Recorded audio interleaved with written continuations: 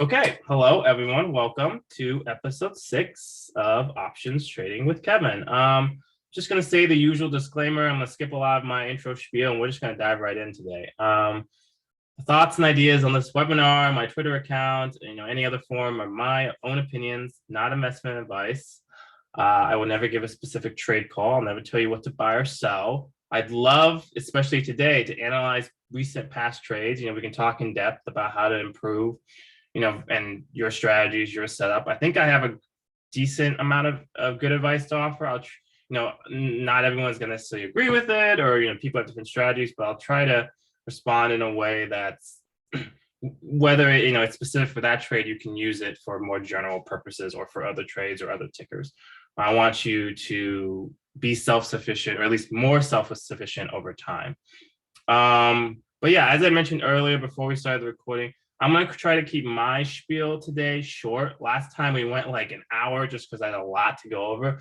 But I'm just going to give you a few quick hits based on some stuff over the last few days that I observed. And then I'll try to keep it to like 5-10 minutes. And then I really want to go to Q&A and have live discussions.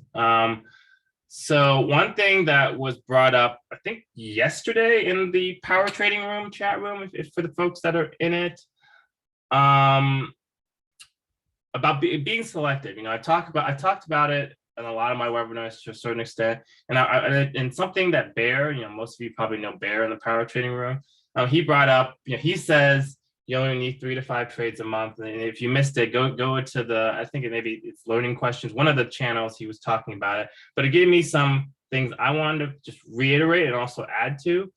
He says 3 to 5 a month. I say 1 to 5 a week. You can adjust that for yourself, whatever is appropriate, but it's not a huge number. But the key takeaway is, he mentioned, and I do this too, and I'll just reiterate, is you spend a lot of time rejecting trades that don't meet your rules, your criteria, your strategy. And when I go into sort of the end of the week and why I didn't really make any money, that's because I rejected a lot of trades. Now, it didn't work out because a lot of the ones I rejected would have been killer trades, but there's a reason why I did, and I'll explain why, and it was fine. But one analogy I can make is for those who watch football and sports, in sports, for people who don't know a lot of sports, football, basketball, baseball, maybe other sports as well that I don't really follow, if the referee or the umpire makes a mistake, the coach can challenge it. And basically they use replay to see if the umpire or referee was incorrect. But you only get a limited amount, obviously, because if you give them an infinite amount, that'd be ridiculous. But that's how you should approach your trading. Like, you have a limited amount of bullets to trade, and you have to decide whether on a given day or a given week, is this the trade? Is this the setup I want to spend my limited number of bullets on? That number, or the specific rule, it can vary for you. Maybe for you, it's like, I'm only going to do 2 trades a day. That's fine. Nothing wrong with that. Or you're like, I only want to do 5 trades a week. The point of me bringing this up is you want to be selective and force yourself to not, as I sometimes say, you don't want to be chasing shiny things. Every little idea that someone mentions, or maybe someone made a winning trade on Tesla, and now you're like, oh, I want to ride that train, but really you're already late. You want to save your bullets for the best opportunities that fit your goals and your strategies. And what sometimes happens if you do that, like say like, hey, I'm only allowing myself 2 trades a day. Oh crap, the third trade, which I didn't take, the third trade was the big one that you missed.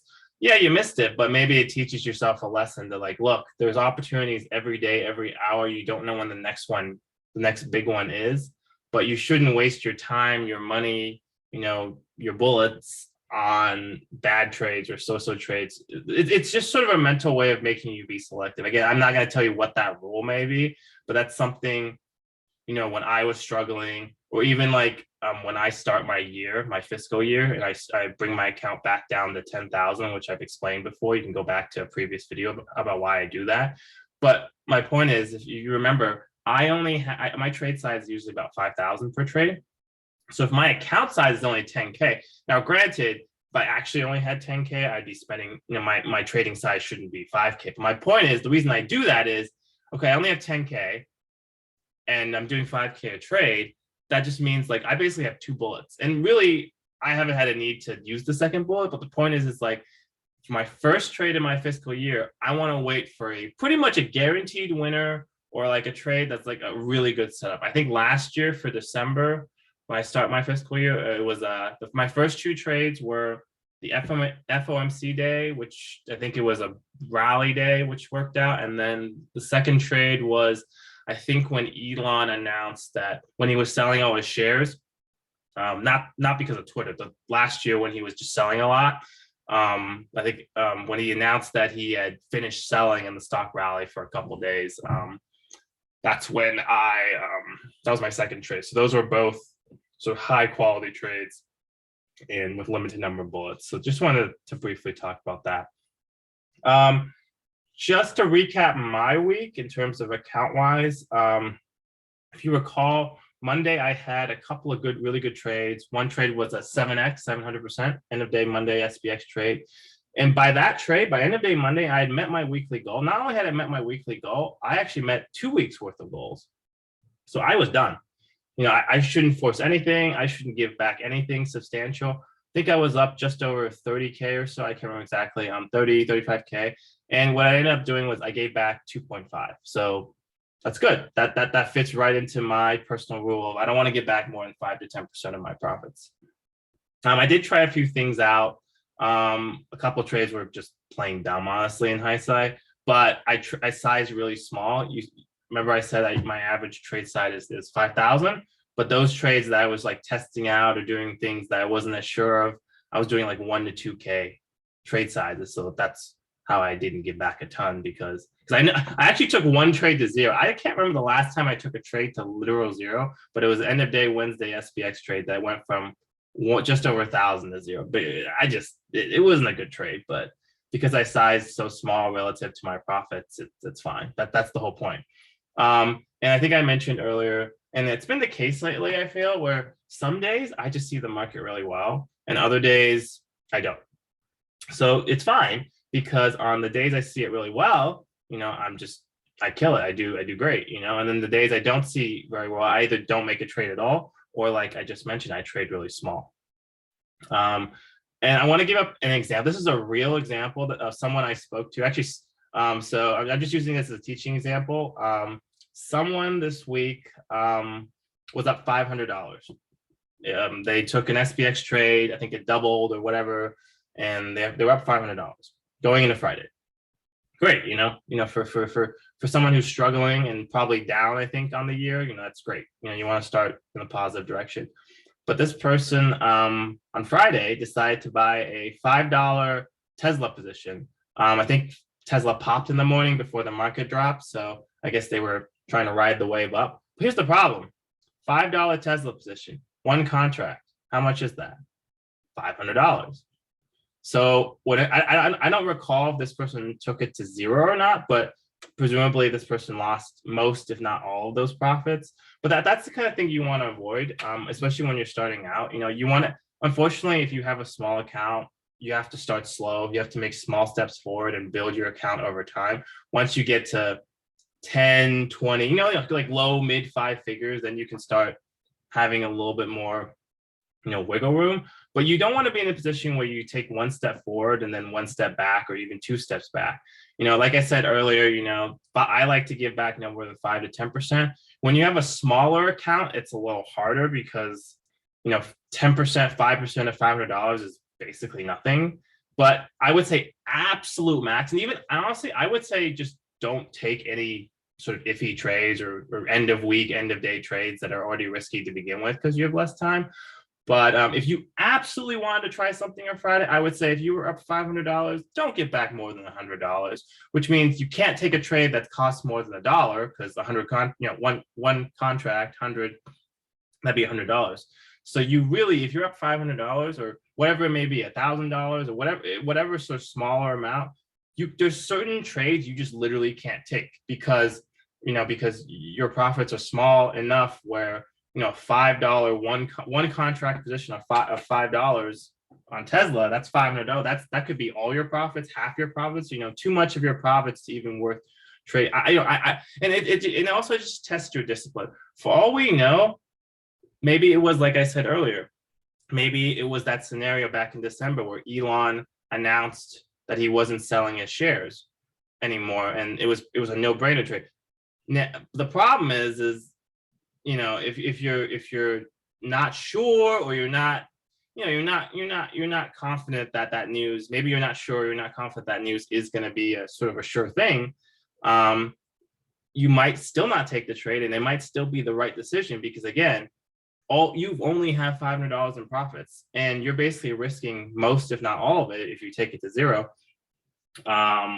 So again, it's just, you have to build your account over time. Once you get to a larger amount, you can have more flexibility, but you have to make sure you don't give back most or even all your profits.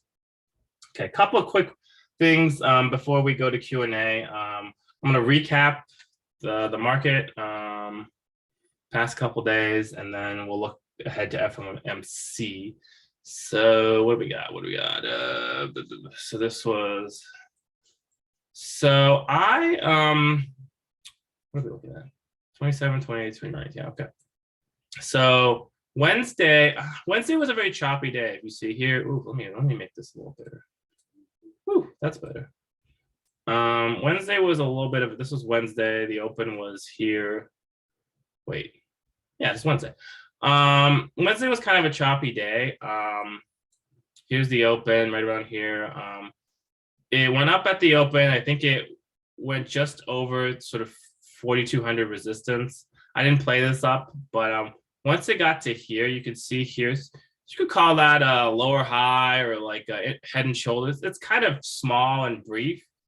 I actually didn't, this would have been a great entry right about this candle. I think it was like a 5 to 20 play. I probably would have sold here at 15 pre-market low, but if you held it to, here, it would have been, I think, 20 plus. I think I was writing a tweet at this point, and that's the one downside of, doing this webinar and trying to be a little more active on social media, takes a little bit of my focus away. I missed this. It would have been a chase, so I just didn't do it. But this would have been a nice little head and shoulders. I think I did make this entry. I saw this candle below, sort of, you see here, we had support at sort of 41.65 area. So I saw this as a level.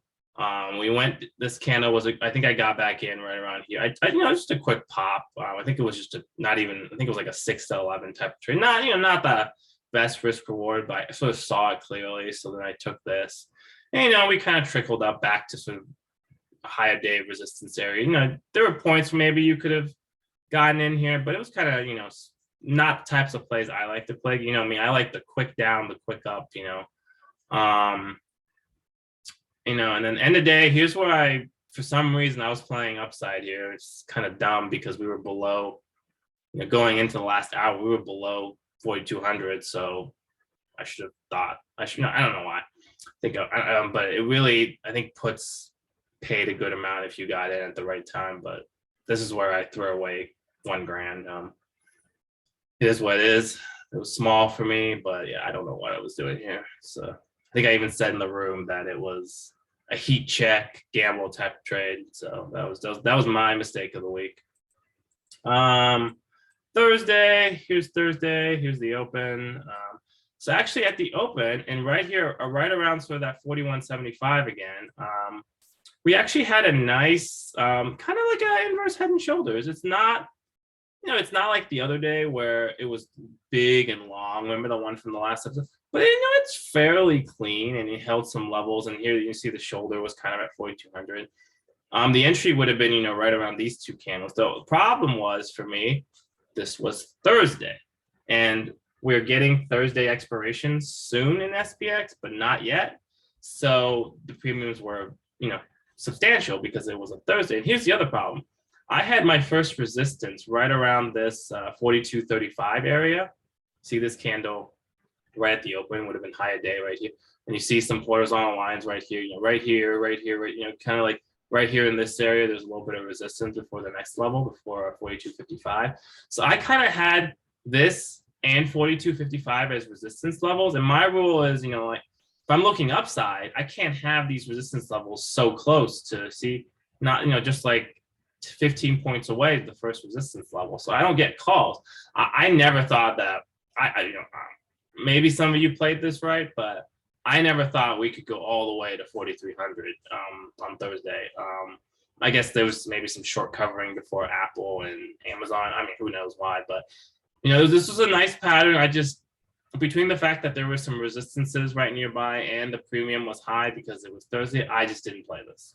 That's fine. Like I said, I missed out, but it didn't fit my rules. There was not just one. There was two big reasons why I didn't enter. So it is what it is. But the nice little inverse head and shoulders. Not perfect, I would say, but it's there.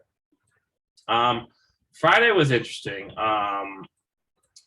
Pretty much a complete trend down day from after the first 30 minutes. We had a little bit of a fake out here. These are the kind of days I've been struggling with recently, these trend down days, because you see here, it's not real. I mean, some people might say, oh, here's a head and shoulders or something, or maybe here's a lower high. Yeah, I mean, the problem was I had resistance closer to here. So like we didn't quite make it to my resistance. So I was kind of waiting for a little bit more to play out. It kind of dropped before I was ready for it to drop, I guess. So I didn't. And actually here, if anything, if I missed this would have been a great point to enter. I actually tried to get calls here briefly. I sold right before these candles because it felt wrong. But so I thankfully got up. But really, on a days like this, I've noticed with trend days, you'll get your pops every hour or two, and and these pops will kind of end. You see this line, this high kind of matches up with the low from the last range, and then you see even here this pop, right there, that low, and that usually happens like 2 or 3 times a day on a trend day. I'm still trying to do better about this. The premiums were really high. That didn't help, and obviously I didn't think we were going to close at whatever 41.20 or 30. I thought if I had to have a bias, I thought 4,200 was going to hold or something. I don't know. I just didn't have it. I didn't see this day well. I tried one thing, it didn't work, and then once we started dropping again, it's like, yeah, I could have bought I think at here, I thought about buying the 41.75s, and they would have paid, obviously, but for that to have really paid, I don't remember how much they were, but that would have required us to drop, from, significantly in the afternoon. I just wasn't confident enough. And like I said, I had a lot of profits on the week that I just didn't want to give back. So just not for me, it didn't work out. Like I said, some days I'm on, some days I'm not. And I just kind of mostly avoided that day. Last thing, I know I'm getting a little long again, but last thing before we get to questions, I just want to talk about this coming week, FOMC week. So right now we have this, for those, who trade full time and been paying attention, we have this sort of the last couple of FOMC type weeks where, the VIX is high, we're dropping into it, and then we rally. Last month in March, the rally started the day before, Tuesday, before Wednesday FOMC announcement. And then if you recall, Wednesday, we dropped on the announcement, did like a false breakdown, and at 2:30, we rallied the rest of the day. I'm still leaning in that direction of a rally, but it almost seems too easy. Like a lot of people more people are talking about this time because they saw what happened last time. That being said, I mean, the VIX is still really high. We've dropped a lot. It's everything I can see, the positioning is still pretty bearish. So I'm still leaning that way, but I'm a little more suspicious. And maybe we start rallying tomorrow. Maybe we start rallying Tuesday. Maybe we don't, and we actually start rallying on Thursday, and Wednesday is a fake out. I don't know. I can't speak to what's going to happen, but I'm sort of open-minded and fluid this time. But maybe the positioning is the positioning, and we'll just have all the hedges come off. But I am not going to assume what happened last time exactly is going to happen this time. It may be similar, and it may just the timing may be slightly different, or it may not be.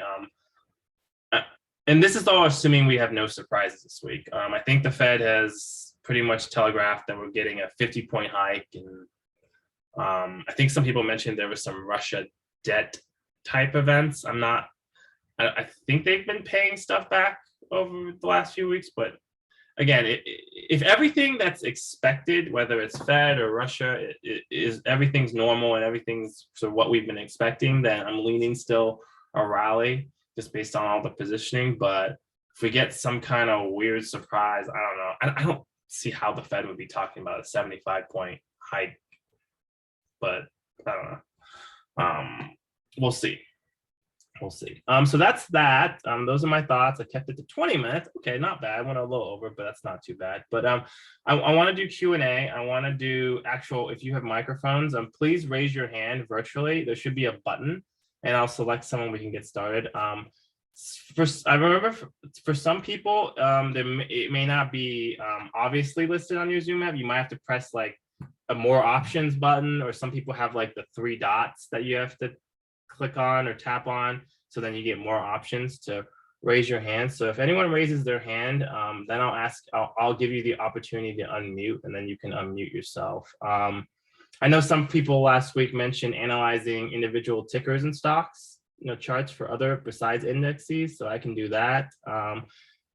As I mentioned earlier, if you want to cover like recent trades you've made, and we can kind of go over, they could be losing, like trades that were losses, they could be trades that were gained, doesn't really matter. They could be good trades, bad trades, in between, so trades. We can just talk about sort of what your goal was, why you did the trade, basically, like, just kind of talk about like what your thought process was, and see if there's anything I can give feedback wise. No one, I don't see anyone raising their hands. Maybe everyone's still figuring it out. I'm gonna give you guys a little extra minute. I would love for someone, if you can't figure it out, I guess type something in and let me know. But I would love to talk to someone. We can have some live discussion. Anyone? If you don't have a microphone, feel free to type your question in chat. I do see there's like a question or two, and I can cover that. But I would love for someone with a microphone to raise your hand. Let's see. I'm just gonna look at. Oh, I see a hand raised. Where is that? Ah, Rich. Okay. So I just gave you the opportunity to unmute. So you still have to unmute yourself. So now I've given you the ability to unmute yourself. I think there's a button for you to. Yeah, unmute. I did that, Kev. Oh, there you are. Okay, give me a second. My sound is a little low. Let me turn it up for a second.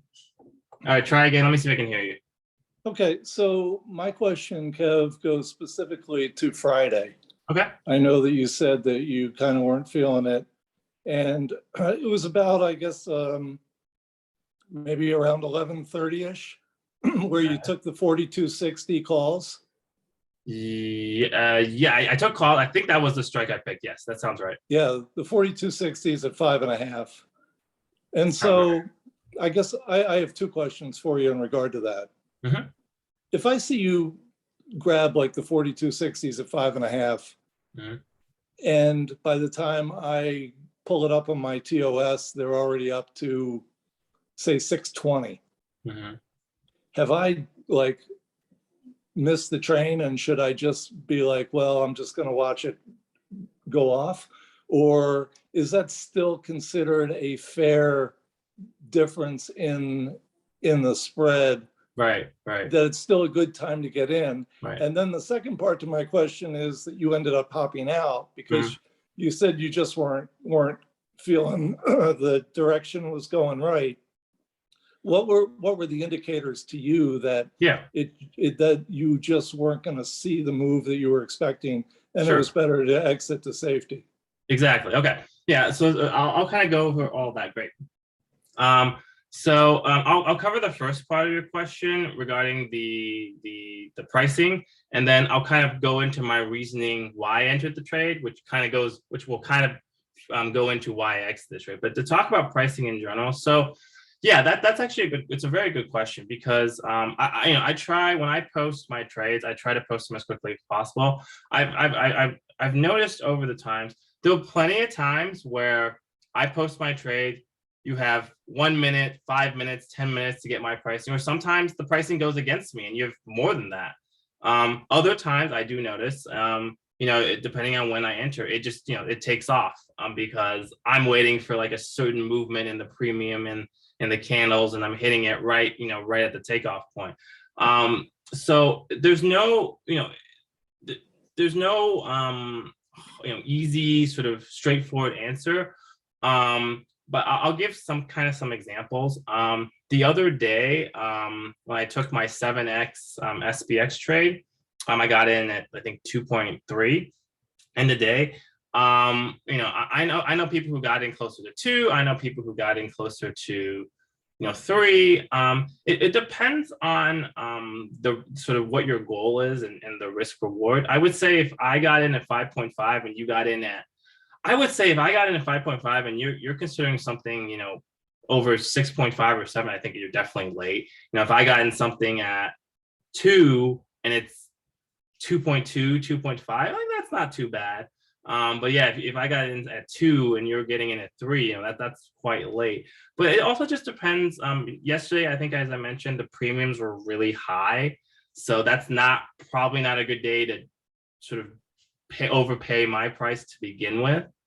You said, I would say if I got 5.5, I would say under 6 is probably best, or as close to 5.5 as possible. I think over 6 on a high premium day, I was already not the most confident in it, I guess. I was trying to see if we could hold 4,200, but it does, you have to use your judgment a little bit, and obviously what you think you can get out of the trade. I thought maybe if we hold and we could rally, even though I don't know why I was thinking, I guess, a lot of Fridays we do rally, especially when the market's been down, but ding dong, it's Friday before FOMC, so I shouldn't, that should have been a thing in my head to realize that might have been an exception to a lot of Fridays. But, I thought maybe we could get back to sort of the 4250 area. And then maybe either we, dump the rest, dump end of day or whatever. But I was looking, for a quick sort of 5 to 10, 15 trade, but premiums were really high. So if you have premiums are really high, and also I don't know if you were just taking the trade because I was taking the trade, or if you had your own levels and kind of, it kind of was coinciding with what you were looking at. It depends on sort of all the different factors, but like the factor I said alone, the premiums are really high. That's probably not a good day to be overpaying, So that was sort of your first indicator. Yeah, and if I could just interject, I also had my levels based again on Adam Mancini's, and so I guess I was kind of looking, toward others with more experience to be able to say, yeah, it looks like we're getting a breakout here. Yeah, and I think I had probably gotten in around 570-ish, but I set a stop because I just don't trust this market at all. right. And so, so then it takes a dip, and all of a sudden I'm stopped out, but then it goes on a rip, right? And it's a no-win. Yeah. Oh, so going back to what I was to answer the other part of your question, I got in mostly because of the 4,200 level, and I saw that Apple was bouncing. I think Apple was down at this point was down 2 points on the day, and it kind of had a 0.5 to 0.75 point bounce. So I was like, okay, Apple's bouncing, Tesla's bouncing. And then once we got to here, I don't know. Usually when I see this kind of, attempt to rip, usually it kind of, it has the mirror image of how it came down, and it'll kind of go up. That's what I was looking for. So once we were kind of stalling sort of at this, like I said earlier, this support, which is now resistance, and I think Apple started dropping again, I was like, this doesn't seem right. This action is not as sort of vertical as I was thinking. Apple was dropping. I think I sold either this candle, I forget exactly, but I think I sold right around here, and then 5 minutes later it dropped. I was like, thank goodness I got out. But yeah, I think Friday, especially if you were looking like me for upside, which was clearly wrong, even though I didn't know that at the time, it's just a day to be careful, and maybe there was no trade. And obviously, if you were looking downside, you had 1, 2, 3 opportunities to enter. But it's just, I think your question is very important in terms of what pricing. But honestly, but if we were just looking at upside, it was just a bad day all around to try upside, regardless of your pricing. Yeah, and I was pretty biased upside based on the initial action, and then I just totally missed the downside trades because I was so biased upside. Yeah. I didn't really, like, honestly, when I sold here, I think I even said in the room, I was like, after I sold here my calls and it dumped, I was like, oh man, I shouldn't have just been selling my call. I should have been buying puts, you know.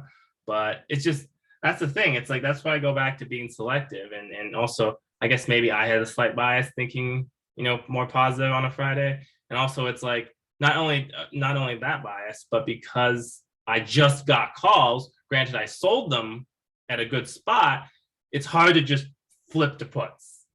I like going into the day sort of with my mind. It's crazy. After Thursday, when Apple and Amazon reported, I saw those reports. I was like, you know what? Friday should be a day for getting puts. I even told myself that.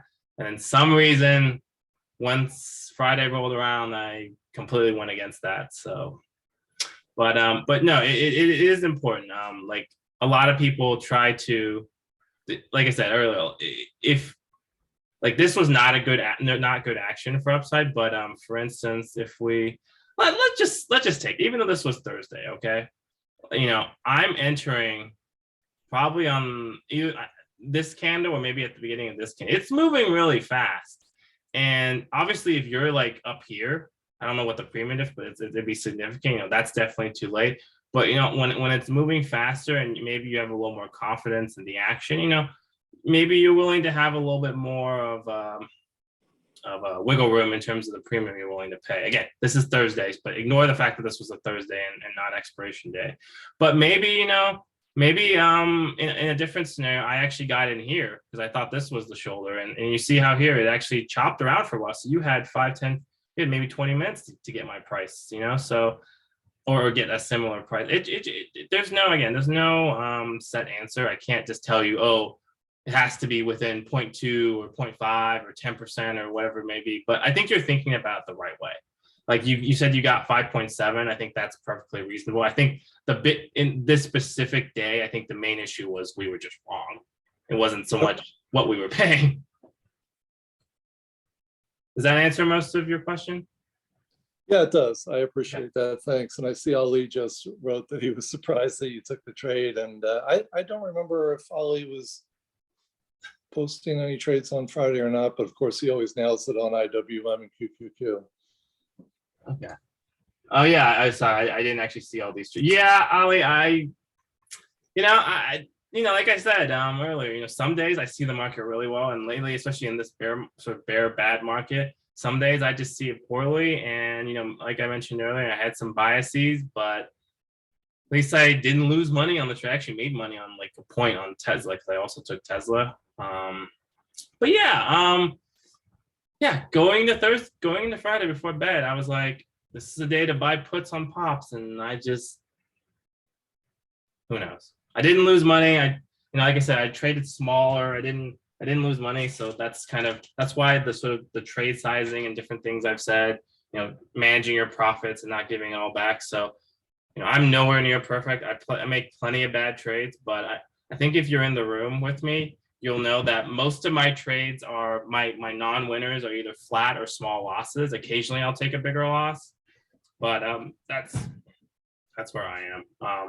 But yeah, when I saw that this kind of resistance wasn't breaking, I think once we got to here, I was like, wait, there's a resistance right here. Why the hell am I in calls, whatever, 7 points below resistance, Apple's dropping. Oh, I didn't get the hell out, Yeah.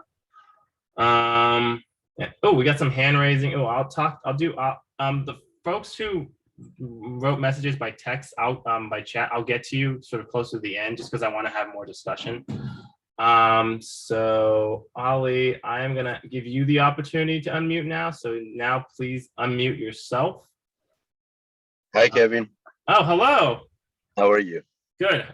First of all, thank you so much for doing this. Sure.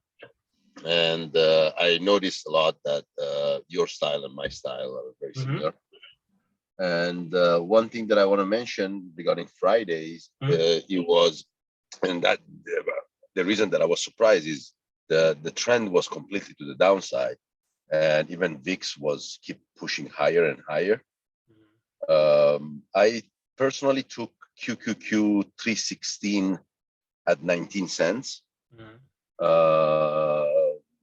And they went 15x or something, which was a good trade. One thing that I want to mention is, as you said, regarding support and resistance, longer time frames, and as you said last time, it's way more helpful than shorter ones. So it gives you a better picture of, okay, we're popping, but is it a real pop, or is just a retest of, as other people mentioned, stocks need to go up before they go down, or they need to go down before they go up. For example, right now I switched to 30 minutes, 30-minute time frame, and I found myself that the gap that is there is way more, and the risk reward is way better. So when you're looking at 30, I'm assuming you're holding your positions a little longer than I'm assuming? Yes, definitely. Yeah. So the way I do it, I sell half at the double and then I let it ride. I start scaling out, but I use the stinger, so it's obviously the entries are way faster. However, one thing maybe that can help, I will add to that. And I know that you don't use it. I use it personally. It's the 813 EMA for entries. I use that, which is the cloud basically, but I don't use the cloud, just use the lines. That's a good spot, for example, on 30 minutes, 1 hour, especially if we're trending down, when it pushes back up to the 813 EMA on a 10-minute, 30 minutes, 1 hour. Usually it's a good spot to, the risk reward, it's worth it in my opinion. Okay. Well, thank you for that. I actually just wrote a note down. You know, when I have time, and I have a sort of a list of things that I want to check out, whether it's software, whether it's different, things to add to my repertoire. So I will check that out when I have time. Thank you for that. But yeah, no, if that's something you look at, and I respect you a lot as a trader, so I will check it out. Thanks. Anything else, or any questions, or is that it for? No, the only question that I have is, do you? And I think you discussed that last time. You don't scale as much. You started scaling. I scale personally. Yeah. But do you scale at a certain percentage? Do you scale at a certain level? How do you control that? And the second question, which might be a little off, but how much usually on your journaling, how much your ROI is on a weekly basis, for example, or on a daily basis? Okay, yeah, sure. So the first part, scaling, yeah, no, I firmly, even though so sorry, I don't want to know your exact thing, but how much do you think a good ROI is in terms of performance? Okay, sure, yeah, I'll talk about scaling first. So yeah, I've started scaling the last, I don't know, few months, especially with SPX trades. I've definitely, I agree that, I think I covered it last time too. I have no disagreement. I think scaling works. It just was a habit that I developed from being in Sam's room, and previously that I guess I'm trying to break a little bit. But yeah, I think I mentioned, for me, a lot of people do the sell half as a double, so it's free. I personally don't do that, and I think I explained, because I want to capture, if I made my entry right, I think there's a little more upside than that I want to capture. So what I did, and I think I did this, I'm going back to Monday where I had that 7x at the close. I think I sold half at like between 3 and 4x. And part of that was because certain levels. So when I entered, is this the right thing? Yeah. When I entered either at the end or beginning of this candle, if you guys remember, I think I probably sold near high of day. I think 42.75 was the level. I don't remember if this was exactly 3x or 4x or when I sold, but I think I mentioned. So it's a combination of, for me, it's more than a 2x. For other people, maybe it is a 2x where they saw, but it also was just, even though the setup in my eyes was, remember I mentioned it was going to go beyond high of day. That was the setup compared to the January sort of comparison. I still thought, okay, well, what if I'm wrong? What if, whatever it may be. I always have a rule for these kind of reversals to the upside that even though high of day may not always be a level on the futures, it's always, to me, it's always been a level intraday. There's always been potentially some resistance there where, premium could drop, or, you're giving back a little premium and you don't want to get scared out. So I think I sold first here. And then because this was a high of day level, I think 42.75 was a level.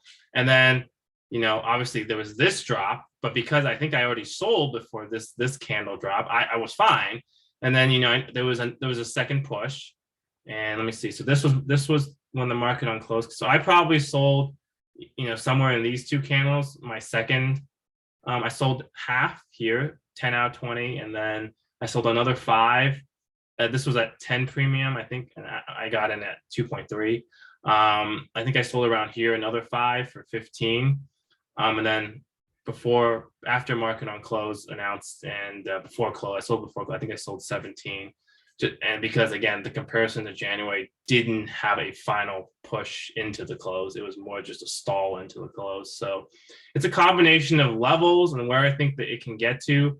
And plus, for me, I like to wait a little longer, because if my thesis was right, if I'm selling it at half at a double, I'm giving up too much of my expected profits. So that's personally for me.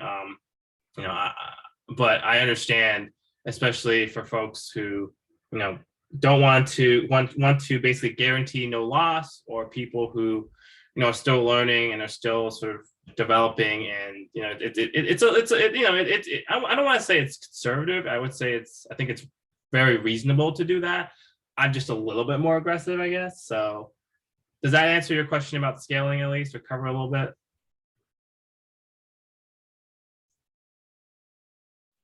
Molly?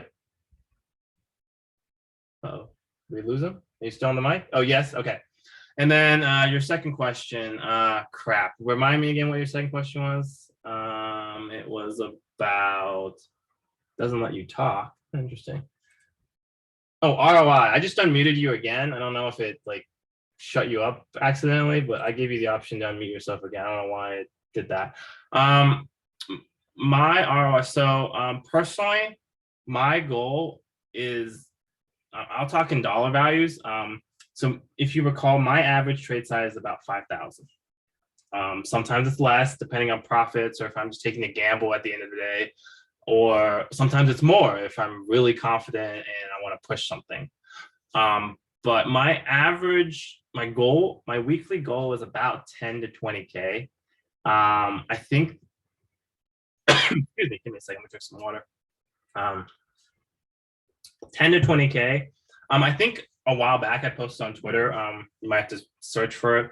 I posted sort of what my profits was every week since December.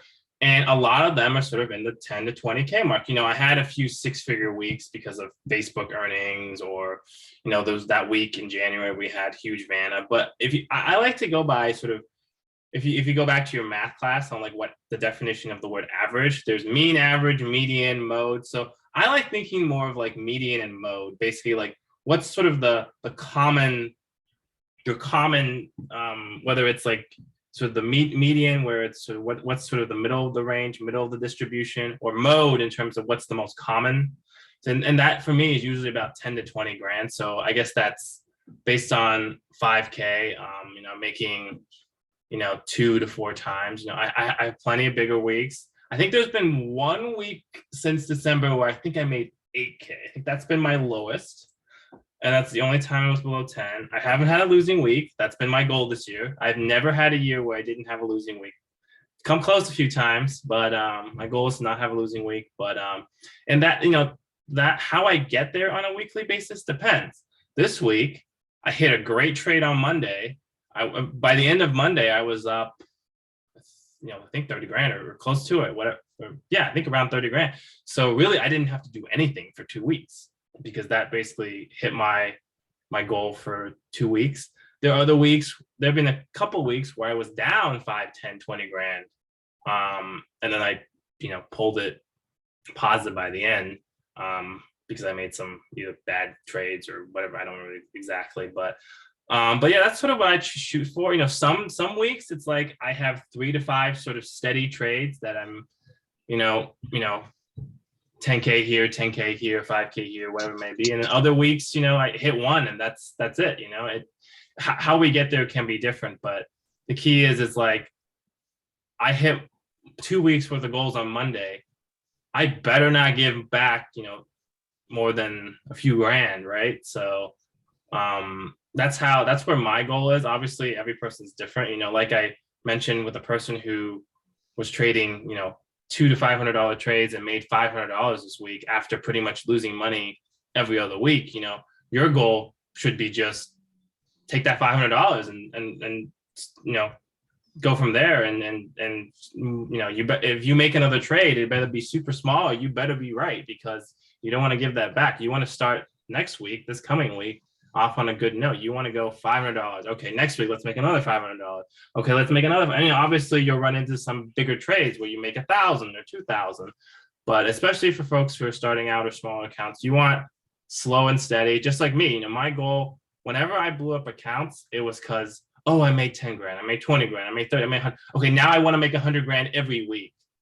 That's how I blew up an account. That's how I blew up another account, because my goals were ridiculous, because, you know, I had some lucky weeks, or I hit a big week and I thought I could hit a big week every week, which is obviously not true. But yeah, my goals are about 10 to 20K. Does that answer your question? Absolutely. Absolutely.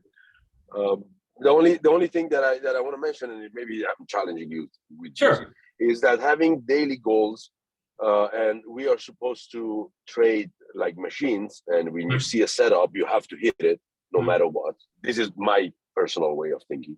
So me personally, I don't set daily goals or even weekly goals. I just tell myself, if that scenario happens, I'll hit it again no matter what. Well, no, I definitely agree with that. No, I agree with. I think if I understand you correctly, let me just clarify. Maybe there was, you know, I didn't explain everything. Yeah, no, I definitely agree. Even the person, I think I mentioned, even the person who had $500 in profit, if there is a really good setup, then sure. I think I even mentioned, like, sure, put that $500 back in. But I think I mentioned you better be like right, or like it better be a high quality setup. And I think I mentioned the end of the week, clearly, because I was getting calls on Friday, and I wasn't confident. You might have seen, I think you said you took like a 15X. I didn't see high quality setups. So I was cautious. If I did see one. My other thing is that I don't trade SPX because I have a problem with their market makers. So I trade QQQ or IWM.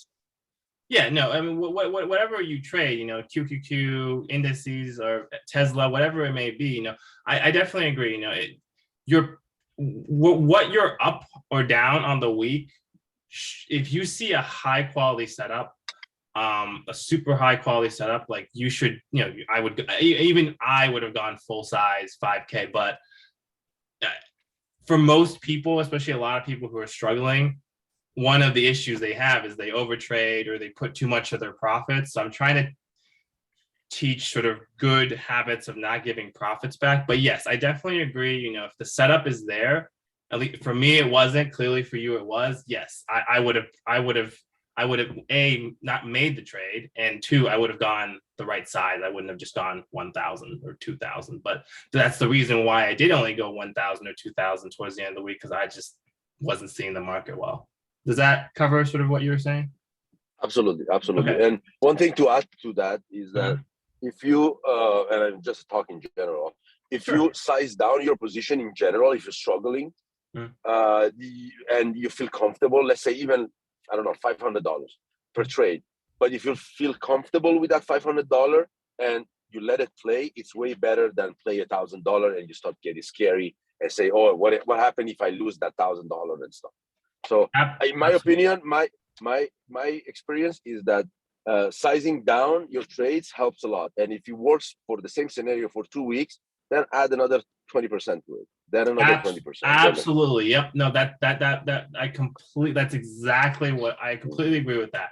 You know, like if you play too big, and too big is relative to every person, you're gonna get scared out. And I think I gave an example where you know, for me, like say if I put 2,000 for someone else who has a small account, that might be 200, but for me, say it's 2,000.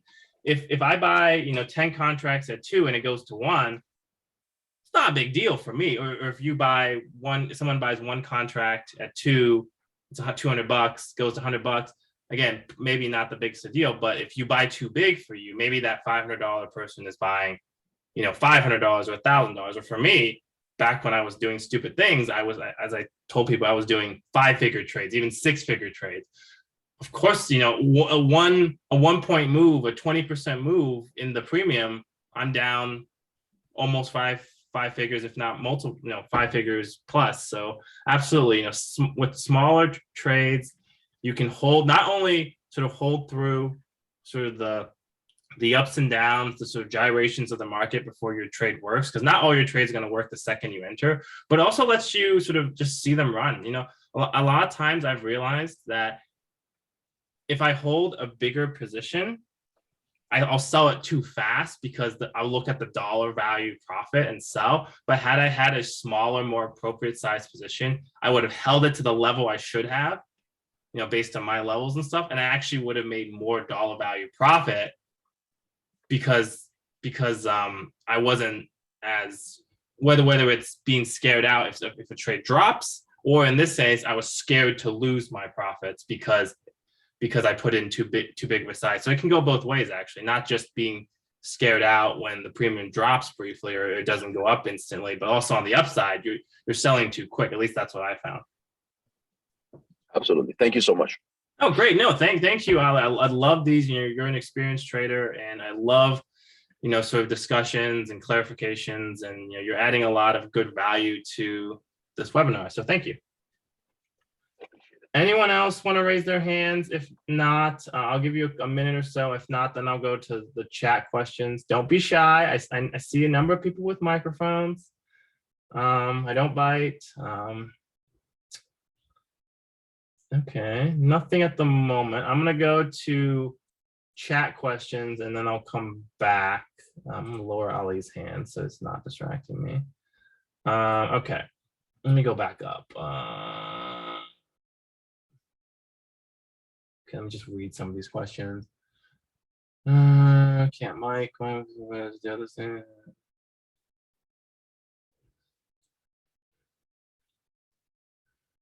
So support and resistances. So the question was, I'll kind of combine these two questions about, you know, with support and resistances, sometimes they're fake outs. How do you know if it's a fake out? Sometimes market, you know, has trend days. You know, some days the market reverses a lot. You know, how do you sort of navigate through all that? So one thing is, when I talk about resistance and support, you know, a lot of times if you see me post, sometimes I'll give sort of specific numbers. Other times I'll give ranges. You know, that could be 5, 10, 20 point ranges if the market's really volatile. And partially it's just because, like, I'm unsure. I kind of see two levels that are close to each other. I don't want to just give one number. But even when I give exact numbers, like say if I say 42.50 is whatever resistance, even then I say, like, I don't believe in resistances being exact. Sometimes they are. There are days, whether it's my levels, high yields levels, whoever's some days they hit to like within a point or two or point, you know, half a point. That to me is exact. But a lot of days, you know, it's not exact. Like if I have 42.50, I think at one point, which day was it? I think, you know, like I think here, I think I had, you know, 42. I think throughout, let me just see here. I think one level I remember was 42.55 this week was a big resistance. You see here, multiple touch points. One, even here, kind of like consolidated before we move higher. Two, you know, a lot of, so what even here, you know, you see it's like, what was the high there? The high was 42, you know, 56. You know, here, it actually broke a little bit higher. I was looking for, I think, up, not here, but I was looking for, I think, 42.80 as my next level. But see, if I had 42.55, 42.50, 60, this candle actually was, where is it? 42.60. It actually broke over by, let's say, 5 points. So you have to give it some time. You know, once it sort of hits the range of that level, you gotta kind of see what the action is. some people look longer time frames. And actually, I realized when Ali was talking, I don't know if anyone saw, if I had been paying attention, that high in the morning on Friday actually kind of corresponded to here and before this drop. It actually corresponded to some levels. And I actually think there was a gap fill level on one day. I don't remember exactly which day I noticed on, but yeah, had I zoomed out, maybe I would have found that level.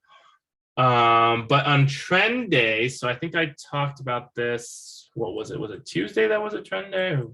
Or actually, or even here, this was Thursday and Friday, which were trend days.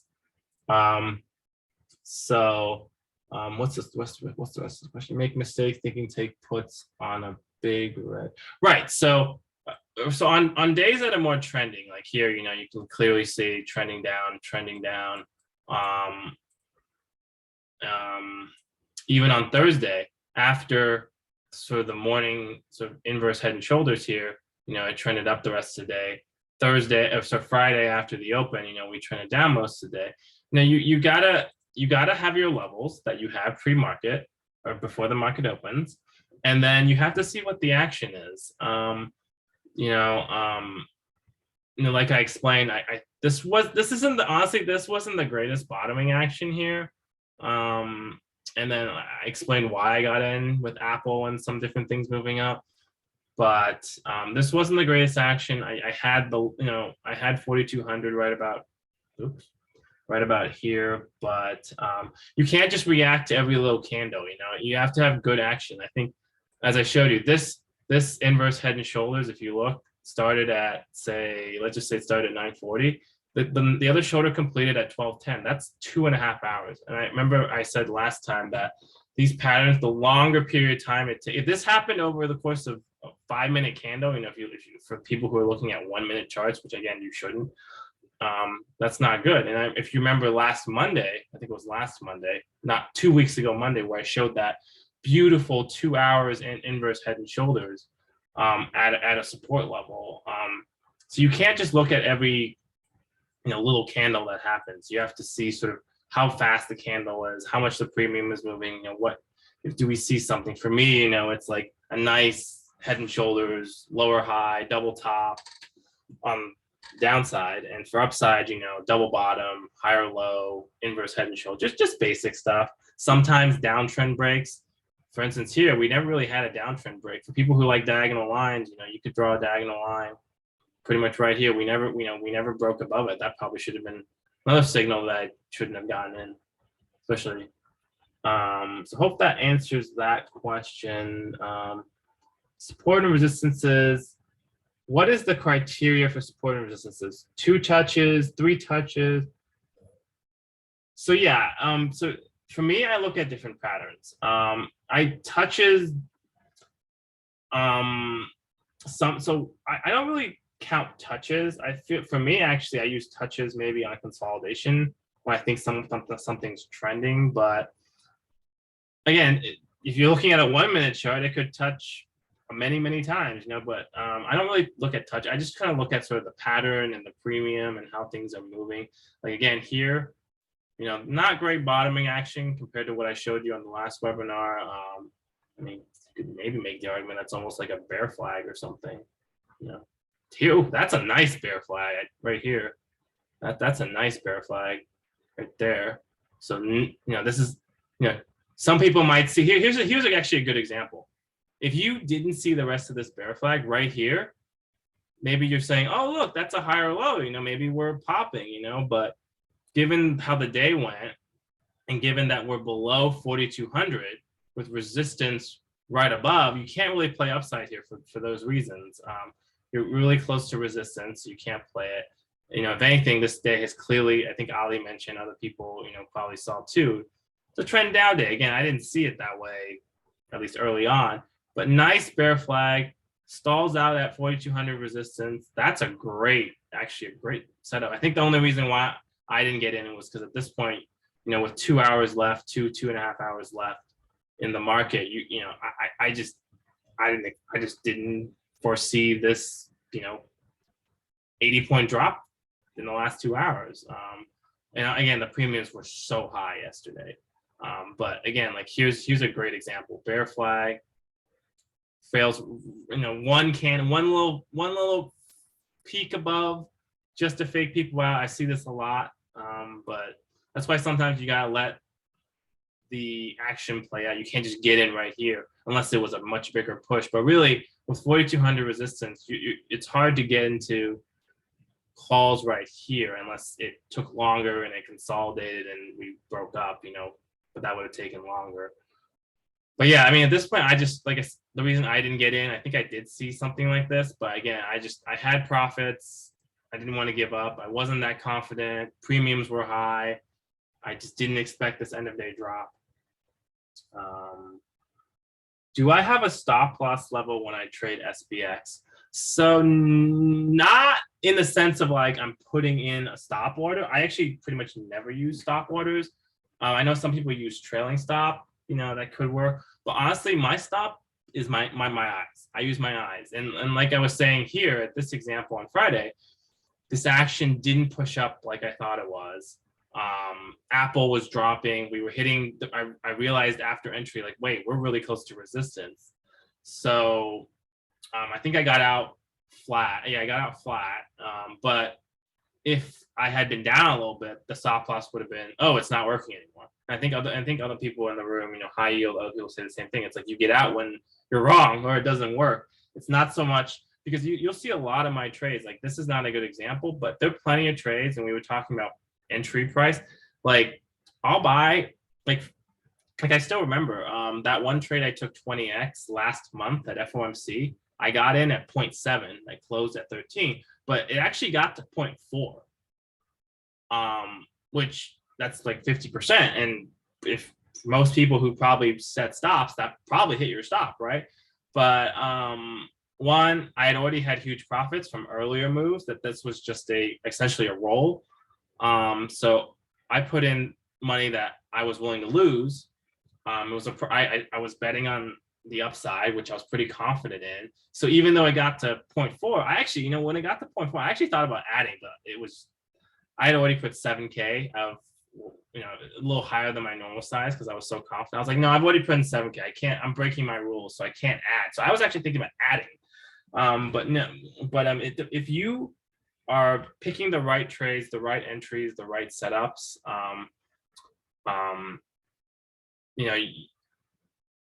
it depends. Like for instance, like I don't know what the premium exactly was, but say this actually would have worked. Say this trade actually worked, but you got in, a little early. If you set too tight of a stop, you're just going to get stopped out before the trade works, and you'll counter that a lot. Regardless of if you're like me, you like to hold for shorter periods, or if you're folks who hold for longer periods. If you hold longer periods, that's I know people who many trades go against them. If you buy monthlies, a trade might go against you for a day to a week by a good amount. So I can't say in terms of like specific levels or like specific premium, but I don't set stops in terms of a percentage or a absolute premium amount. It's more of just like, is the action doing what I think it's doing? Do I just need to give it a little more time? Or wait, I messed up. This doesn't look right. Get out, basically. Great examples. Gotcha, understood. Okay, great. Okay, any other questions? I'm happy to end it here. This was kind of a last minute thing. I just decided to do another webinar since I had some time and I wanted to actually have a discussion, answer questions. Anyone else want to raise their hand or type something in the chat? If not, I'm happy to wrap things up and let you guys enjoy the rest of your Sunday night instead of listening to me. Do you watch levels of 15 minutes and 30 minutes on intraday? So no, I think I covered this in more detail, I think last episode, but I'll address it again here. So before the market opens and after the market closes, when I kind of do my pre-morning prep and post-market sort of recap, I'll try to look at every time interval. I usually do 5, 15, 30, 1 hour, 4 hours, sometimes even daily. And especially as like, for instance, something like ES or SPX, just to see where the levels are and zoom out and make sure I'm not missing anything. But in terms of during the market, when the market's actually open, I'm usually at a 5-minute. I think a lot of people use longer time frames like 15 or 30. Ali mentioned 30. I know people mention 15, 30 as common ones. Some people point out like, oh, hourly candles. I definitely think you shouldn't go any more than 5 minutes. Like, there's no reason you should be using 1 minute or 2 minutes or whatever. Some have like 3 minutes. What is this? 1, 2, 3, 4. Yeah. I definitely think you shouldn't go more zoomed in than 5 minutes, but I think you can also go more zoomed out, as Ali and some other people have said. So, but no, I don't. My default for like whether if I'm doing SPX or if like I'm trading Tesla, if Tesla's moving that day, I have a default set to 5 minutes. Sometimes briefly, like if I want to check out something, I'll briefly change it to 15 or 30 just to check a level, but then I'll change it. I'll usually change it back to 5 minutes. But that's just me. Again, you might be most other people might be a little more zoomed out than I am. But remember, for me, my trade style is I like quick, fast, trending moves, and I get that premium. It's very hard for me to hold something the whole day. That's just how my style has been in the past few years. But I think a lot of other people, hold longer. They want to capture sort of the larger move versus just a quick move. So, as Ali mentioned, zooming out might be key there. All right, I think that's it then, unless I see anything last one. Well, thank you all for joining. Thank you, Ali. Thank you, Rich. Thank you, Morali. I don't know if I pronounced your name, Morali, for your questions. I hope this was helpful. Yeah, so have a good night. We'll see you in the morning for those people in the power trading room. Be careful. I guess I'll just end with some quick thoughts. FOMC isn't until Wednesday. I don't even know. I haven't even looked. Is this the futures? This is the futures. So right now we haven't broken lower. I don't really care what the futures do right now. I'll see what happens when I wake up, though. I think Europe is closed, or at least part of Europe is closed tomorrow. So maybe we don't have that overnight action. But, I tell myself, like, I've already made 2 weeks of profits last week. So if I don't make a single trade until after 2 p.m. on Wednesday, then maybe I don't make a trade, or maybe we rally tomorrow, maybe we dump. I have no idea. So just be careful. Like someone said, don't trust anything. Oh, did the 10-year the 10-year is still going up? Okay, well, anyway, good luck. Have a good night. Thank you all for joining.